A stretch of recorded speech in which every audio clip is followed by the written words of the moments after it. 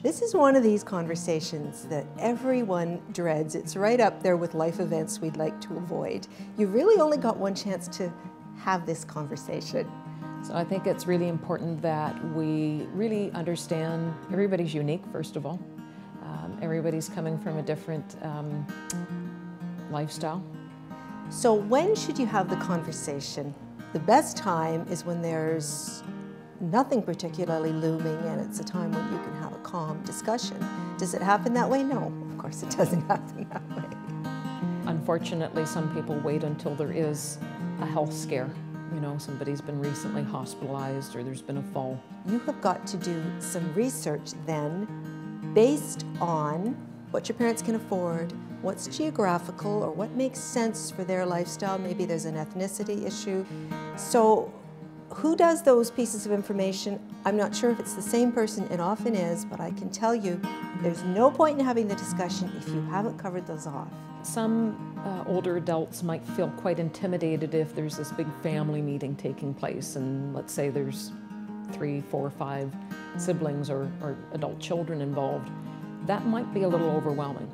There's usually in a family one sibling that is kind of the one. I sat down with my mom and took a big piece of paper, put down all the headings of things that were important, and together we filled in the blanks, you know, whether there was a pro or a con in this facility or other facilities.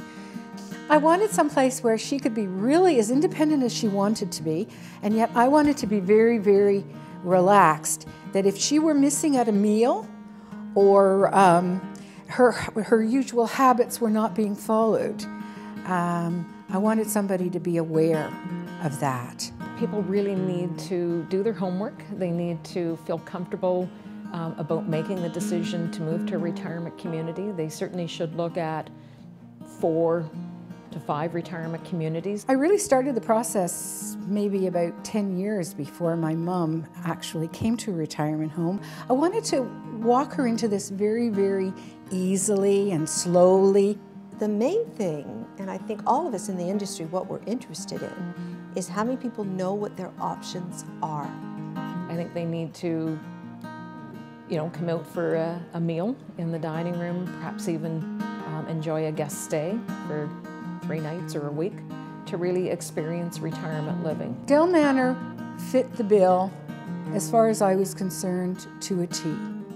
It was close. The appearance is wonderful, it's clean. My mom was happy, and I guess that was really the most important thing.